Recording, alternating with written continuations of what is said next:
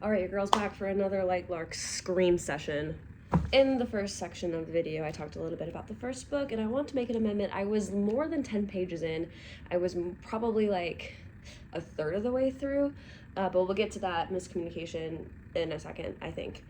Because I have the second book from the library, and I am this close to it being done. I have like 40 pages left, probably 30, something like that. And there's a lot that's happened in the last section of this book, like the last quarter of the book, that I wanted to get my thoughts out now. So if it all completely shatters and breaks and changes in these last 40 pages, I have it out now and then can come back and be like, hey, here's my apology video. But we'll start with the first book because I didn't totally get all my thoughts out for it. And because the second book kind of reinforces a lot of the things that I have with the first book, and things have come to light since since I last had that first section. A month has passed, ish, about, maybe not quite, but about. So here we go. First things first, I found out that Lightlark was a book talk book, and I didn't know that. And so my cousin informed me about the controversy, scandal, the criticisms of this book on TikTok, and how the author had gotten involved and all of that. So I am aware of that now, which is why my review is going to not be as maybe clickbaity. It wasn't ever going to be to begin with, and I want to make that super clear because I know how hard it is to get published, I know how hard it is to write a book, and I know how hard it is to work in the arts. So I am never, ever, ever, ever going to be scathingly, unapologetically rude and cruel to an artist. Never, ever, ever, ever, ever. Unless they deserve it, but never, ever. And this is one of it because I am 2 books in. This series is genuinely good. I genuinely like the series. I finished the first book in 5 days. I'm almost done with the second book. I have basically read this book in a week and a half, maybe. And the only reason it took me a week and a half to read it is because I had camp for a week, and so I literally did not have any time to read it. It also was a little bit slow, but I'll get to that when I review the second book. It's fine. I also have had time to sit with the first book because it's taking me a week to read with the second one and kind of understanding everything around it.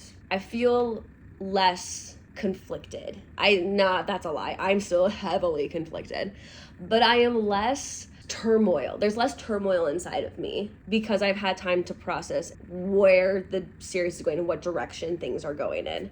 And that was my main problem with the first book from a personal point of view, not necessarily the writing or the story. That's me personally. I was I don't really know what's going on, which is not in conflict with what I said about knowing the beats and the stories and the tropes and knowing where the story goes. It's more that because I can recognize the story and the tropes and the plot points, I had many different ideas of where the story could go, and I want it to go a certain way, and I don't think it's going that way, which is where some of my frustration is at, which is not the author's fault. The author does not have to listen to me. Anyway, first book. Everything is fine. I'm making this out to be a bigger deal than it actually is.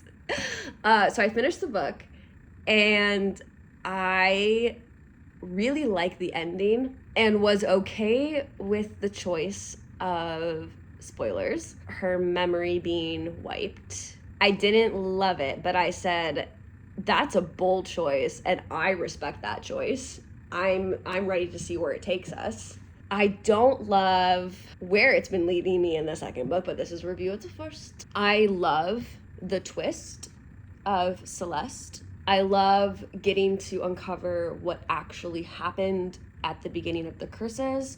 I love Azul. Honestly, my boy Azul needs a vacation. I want to get away from the main characters or the supporting characters and just have a little vacation. Not only does he deserve it, I feel like he needs it because of what he's been dealing with.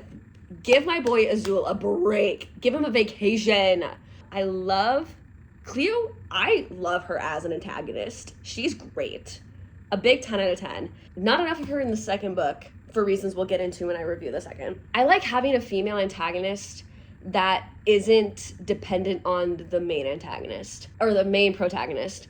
And I think in a lot of fantasy or dystopian books, there's a lot of A-B when it comes to the protagonist and antagonist. Not to say that that's bad, because it's not, but for me, it was refreshing to see that the antagonist reacting and acting with the protagonist, but it wasn't like a deep connection or some sort of like big battle between the two of them, you know?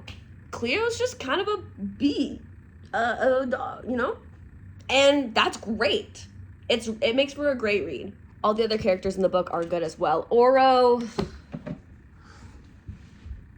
Okay, let's talk about Isla and Oro. Okay, first of all, Isla, I call her Isla. It says in the book, somebody says her name with the right pronunciation, which was like with an S, like a snake sound, like the hiss. And it's spelled Isla, which Isla, but in this series, is it like Isla? I don't know. So I'm just gonna call her Isla until I get confirmation about how it's supposed to be pronounced. And maybe it's actually supposed to be pronounced Isla, and I just read that paragraph wrong. I totally could have. Anyway, let's talk about Grimm, Isla, and Oro, because it is the bane of my existence in this series. And I understand that my feelings about this series are a direct result of how I feel about these characters. And I'm aware of that. But actually, let me take a step back. Let me take a step back to say, I don't know if my thoughts on this book are a direct result that I am a 27-year-old woman reading a book series that is geared more towards older teenagers and young adults, or if it's because this series actually frustrates me because of the choices that's being made. You get what I'm saying? So I've had people asking me how I feel about it, and every time I just want to scream and I just want to say, that's how I feel. This is how I feel about the book. But again, it's not bad. There's nothing that makes me want to throw it across the room aside from the fact that I don't like the relationships, but we'll get there, okay? It's fine. The criticisms I have of the books are not necessarily criticisms. They're more like frustrations, which you're gonna have with whatever you consume, like, you know, and that's life, and that's being an artist. So there's that stipulation, or that insert word that I can't think of. Anyway, back to Oro, Grimm, and Isla. So when I was reading Lightlark, this first book, there is a distinct difference between Grimm and Oro when it comes to the type of book boyfriend tropes they are presenting, and that's not bad, but I personally lean heavily toward one type of that book boyfriend, and it is not the book boyfriend that I have to read about for a majority of the second book / the part of this book. I am a Grimm girly. I love him. Maybe not, I don't love him, but if I was a teenager reading this book, I would be all over this man. And what makes me so hesitant to enjoying Isla and Oro together is the fact that, well, one, he's not the kind of guy that I like. But no. What's more than that is that I never read him as a potential love interest in Lightlark. There was nothing in here for me that I read that made me think he was ever going to be considered a love interest. And I think that's what makes me really confused. And again, I could have been reading it totally wrong. And I'm willing to fully admit that my bias toward the type of guys that I like did give me a disadvantage when reading this book, because my brain was turned off when Oro came around. But also, he reads more like a mentor or like a fatherly, brotherly figure than he does a lover. He also just reads older. And I know in the book they say Azul, Cleo, Oro, Grimm are all hundreds of years old. We're all around when the curses broke for the first time, which was like 500 years ago. But they all look in their 20s, you know? They're all hot. Isla, the main character, is the only one that was born after the curses and is young, like 20. We're getting the 20-year-old is in love with a 100-year-old warrior cliche in the fantasy, which again, not indicative of how I like this book, okay? But it gives the book a disadvantage of how the author or editors portrayed Oro, because you give me that he has been around since the beginning of the curses, and even before then. And he's the king, and he's stoic, and he is, you know, focused on breaking the spell. Everything he does is for the good of his people, XYZ. That doesn't read to me as someone that's going to fall in love with another contestant. But again, that's just me. But like the whole time, I kept forgetting that he was the same age as Isla. Like, everything about him read older, like 30s, 40s to me. Which again, I have a bias for Grimm, and also like I'm straight reading. I'm using my brain, but like when it comes to picking up relationships, I'm just letting the story take me, you know? And I didn't feel anything. There was nothing. Chemistry?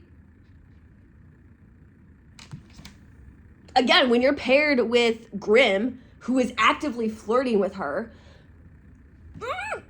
it's hard to say that Oro was also a potential love interest, when Grimm is right there with all of the rose-colored glasses, you know?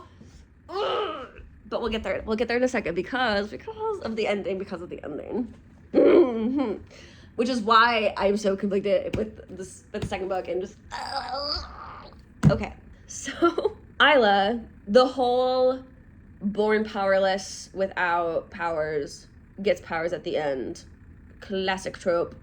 I don't really have an issue with it. My biggest problem, I think, which again is not this book itself's fault, it is more with the trope itself, is I am so sick and tired of having a female protagonist who is powerless with like magic powers and is somehow so, and like that makes her naive and foolish and childlike, because it's not about Isla herself, it's about the trope in general, because I have read other books that are the same way, and it at this point it annoys me, because it reads that in a fantasy you have to have powers in order to have some sort of importance, and that's not true. There's so much that happens in this book, and again, rip to Isla, I'm different, but there's so much that I feel like would have been way more engaging if we had a main character that was more sure of herself. Isla's character arc is not bad, and it worked in the first book for her to be naive and really not understanding the world around her. Like, that makes sense. But what doesn't make sense to me about Isla's character is that she is so foolish. That's her tag. These two books, if I had to take a shot every time Isla or somebody else called her foolish, I would not make it 10 pages in without being completely plastered. And that's not good for a character arc, and that's not good for the main character. Like, I'm so sick of it. And again, it's not Isla specific, it's the trope of that main protagonist, but it is sort of a critique about this book, is that I'm enjoying the series less because the main character is not as engaging as it could be. As again, Isla, I've devoured these books. I'm not someone who is forcing herself to read these. I am genuinely enjoying what I am consuming. What is happening in the second book makes me more upset and annoyed that I have had to read two books with a main character that is completely clueless. Which sucks when it's a fantasy and I don't know what's going on to begin with, because it's a world that I don't live in. And the characters around her don't help. They either actively call her stupid and do nothing to help her with what's going on, except Grimm, sort of, but we'll get there. I don't get it, because the twist at the end makes sense.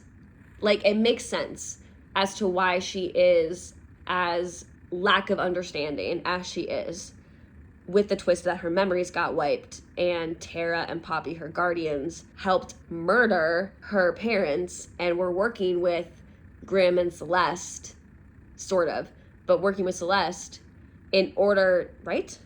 Hold up. No, that's not it. Oh, also, terrible way to end a book. And I mean that as in a, girl, we had such a good ending a couple chapters ago. Why did we end it on this, like, cliffhanger that reads like a post-credit scene? And I mean that. Ugh. Okay, I'm sorry. I'm just getting passionate. I'm just passionate, okay? I'm just passionate. Alex Astor, I truly don't hate your books, and I don't hate you. I'm just really passionate about what I've been reading. I'm sorry. I just feel a lot of things, and I'm not as eloquent as I would hope to be in order to convey those thoughts. Okay. Anyway, the whole reveal that Tara and Poppy secluded her on purpose. Like, yes, because she was powerless, but, like, she is Nightshade, and, like, that had the whole thing. She killed her parents. Grimm took her memories away. It's a good twist, and it's a good, like, oh my gosh, like, what the frick am I reading? Affectionately. The second book doesn't do anything with it, I think, and we'll get there. We'll get there. So it makes sense as to why Isla's character is the way that it is, but then in turn it makes me upset that her character is that way, because why keep her naive to the world? I feel like that opens her up to so much more problems than it would be to give her a good grip of, like, the world that she's living in, an understanding, and, like, an, you know, I don't know. I don't know if I can fully, again, I'm not done with the series, and I know I need to, like, shut up and just, like, read it, but I'm having trouble really connecting with what's going on, because I just want there to be some sort of grounded, smart, intuitive main character that isn't hinged on having powers to be effective, you know? And again, it's the trope, and I get that. And I don't know if I'm making sense. I'm sorry. I will say this. Grimm taking away her memories. Good, love. I don't love that his memories weren't also taken away, because I think it would have made their relationship in this book a lot more significant. But again, if that's, oh, okay, yeah, here's what's up. Okay, let me talk. Let me finish my thought before I start a new one. It would have made their relationship, I think, a lot more effective had Grimm also not known what was going on between the two of them. Him knowing the whole time, it does feel like a betrayal, and, like, I'm on Isla's side for that. In the second book, it makes me, I don't know why her memories were wiped. I don't even know if it's said in this book. Maybe I should pause and read, and then I'll come back. All right, it's been a day. I read the scene, my phone ran out of storage, and time passed, but we're back. I'm calmer. This will remain true for probably about 5 minutes, and I wrote everything down. So in the event that I need to speed run this, I have a way to do that. Okay, let's go. Thing one, I reread the ending of the book, not, like, the actual ending, because that one is anticlimactic. But the other ending where everything is, like, found out and twists and reveals and all that jazz. So fun, so great. We love. The second book tarnishes that ending because there's nothing from it. Like, the repercussions of what happened in the first book are, like, none.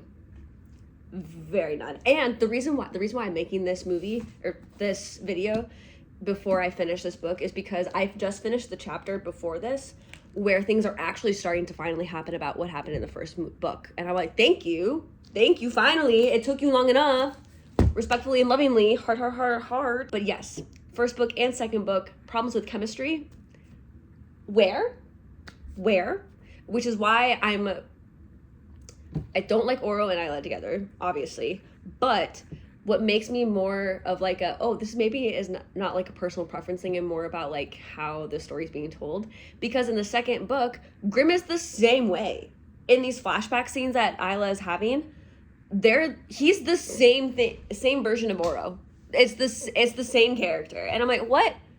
So not only is there like a difference in Guy that we can see like who she, you know, is like she works better with, it's the same guy. And yes, there is a very good understanding of when Isla in the first book and second book is like, you know, my relationship with Grimm was fast. It was, you know, not very grounded on things. It was, you know, like go, go, go. I was like, no, yeah, I totally get that. I see that in here where they teamed up to try and find a sword and then they did the Devil's Tango. I was like, yeah, no, that is not a great basis for a relationship. I do grant you that, Isla. But other than that, I'm not seeing where the relationship happens because it's the same as Oro. There's nothing there. And I mean that lovingly and kindly and respectfully. Okay? Heart. Yeah, so with the first book and the second book, I am reading more about Grimm and Isla than I am about Oro and Isla. Which again, as a reader, I'm like, why am I caring about Oro when I'm reading about Grimm? Like, I don't, what?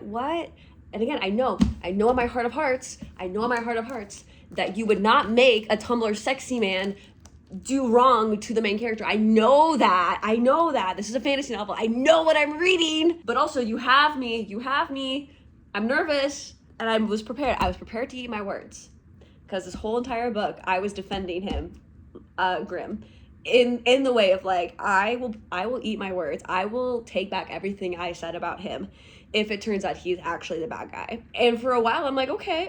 I'm like eating the appetizer of my words. And then we get to this chapter that made me want to make this video where, like I knew would happen, he says, no, I'm not the one who's doing this. I'm not doing any of this. Like, but like, it's not me. And I'm like, I knew it, Grimm. I knew you wouldn't be the problem. You are a problem, but I knew you wouldn't be the main problem. So that's fun. But also, I have this much left. So who's to say? I could be wrong. But that's that. And it feels, so there's no chemistry ever in any place. But like, I feel it's there. I see it. It's just not there, you know?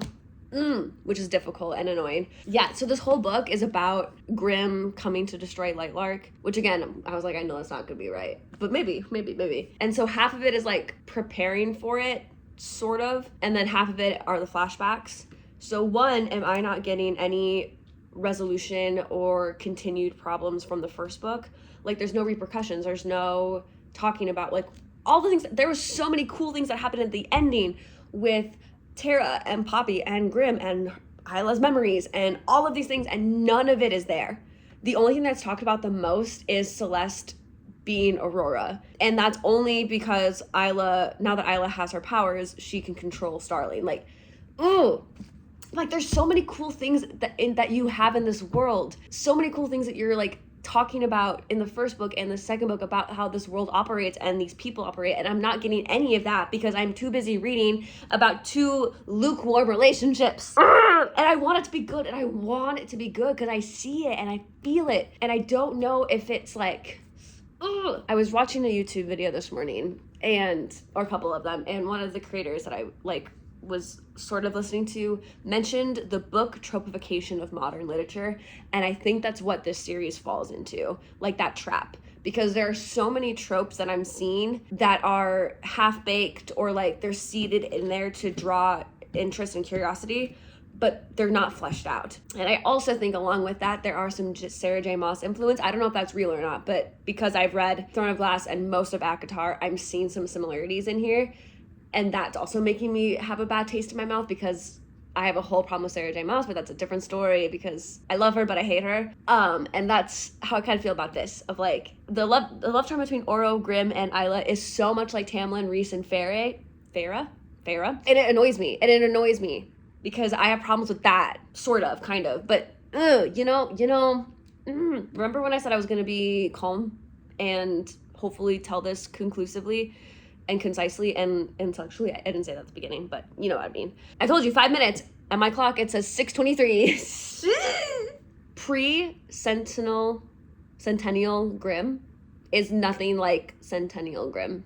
And that's also what bothers me. because he's like Oro. I'm not getting any of that like flirtatious, charismatic, mischievous, you know, kind, in a roundabout way, you know, the tall, dark, handsome kind of guy. And I'm like, where, like, yes, characters grow and characters change, but it wasn't until like 2 chapters before this, I think, where we finally had the, well, things are different now between the 2 of them. And I'm like,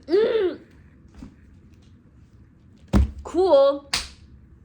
I don't get it, but like I get it, but I don't, and I just, you know, it's fine. It's so fine. It's so fine. Another problem I'm having with this book, because it trails on with the first, and I said this before, but I really want to reiterate how Isla's only 2 main characteristics are being betrayed and being foolish. Everything about the book feels a little cheaper, not bad, like bad, but in that it could be more fleshed out and more dynamic if Isla wasn't so, like, if her main traits weren't being stupid, lovingly, respectfully.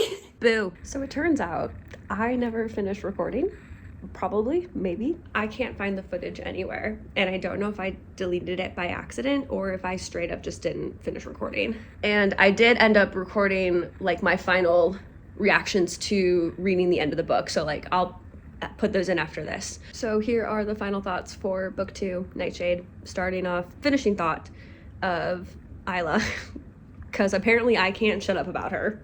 The reason I am so latched onto Isla as a not so great protagonist is because her character arc is so great, fun. I've finished the 3rd book, which there'll be a video for that, but her character arc is so great, and it sucks that it only starts actually arcing by the end of book 2. All of book 1 and most of book 2, she's the same. There's no growth, there's no like potential like turmoil in her brain, like there is, but the actual act of her growing and changing as a person doesn't happen until the end. And I'm like, I was getting so bored in book 2 because nothing was happening. I was getting literally the same thing with Isla and Aura was happening with Grimm and Isla. Their relationship, copy paste.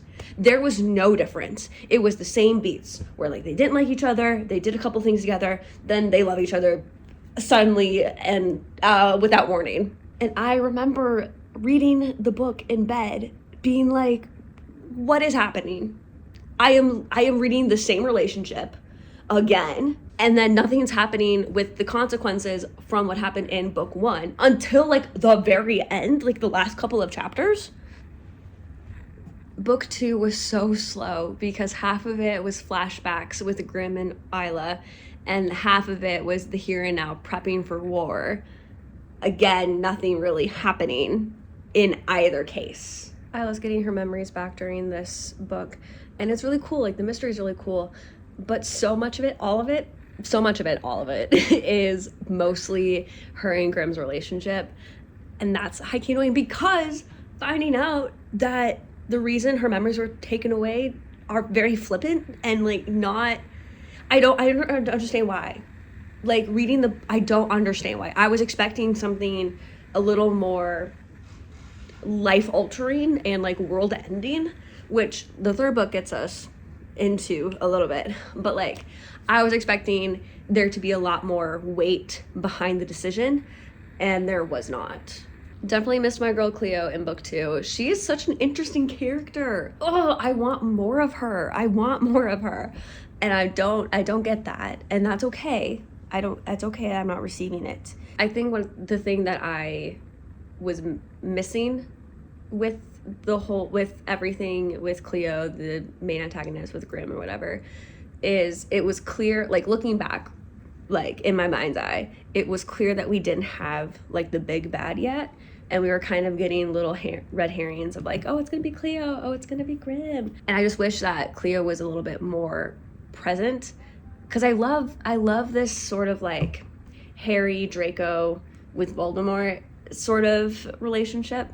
I think it's really neat, and I just wanted more of that. That's okay that I didn't get it. It's okay, because she comes back in book 3. Spoilers. Not really. She doesn't die.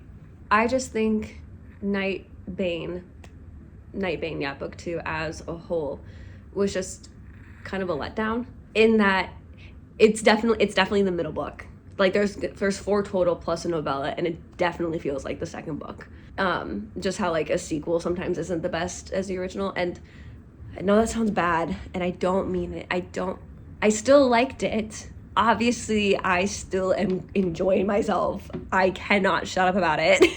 I think I was just sort of let down that I was expecting things to kind of grow and escalate, and that didn't happen. Having finished book 3, which again, there'll be a video on that, it makes me wish that like book 2 had set more things up, and that book 1 would have taken less of the naivety approach and more of the, this girl knows what she's here for, she's doing her best, and then all of a sudden things are like not what she expected, in the way of like things are a lot bigger than anyone was anticipating.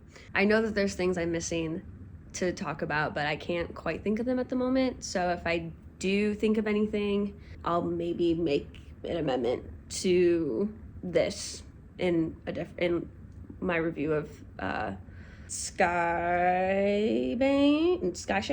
Y'all, it's been a minute since I've read these books. I patiently wait for book 4 to drop December 2nd. And I bring in the Mortal Instruments, which has also been taking up so much of my time. This series is great. Anyway, I'm enjoying myself. I am frustrated, but it's just because I'm passionate and enjoying myself and enjoying the series a lot. I just think it's great, and I don't know a whole lot about like the back side of things with book talk and whatever. I'm just here in the here and now, and I'm enjoying it. And yeah, there's things I wish that were different, but also it's fine. Anyway, enjoy my revelations toward the end. It's grand. I was gonna make a video when I was fully done with book 2, but they're married. What? Okay, these last couple chapters of book 2, so good. I wish it had been set up better between 1 and 2. I wish everything would have been set up better, so this would have been so much more instead of like confusion and but like confusion is good. Confusion is good, but like ignorance, that's what I felt, very ignorant, not confused, like anyway, so good. I'm freaking out. These last couple of chapters, freaking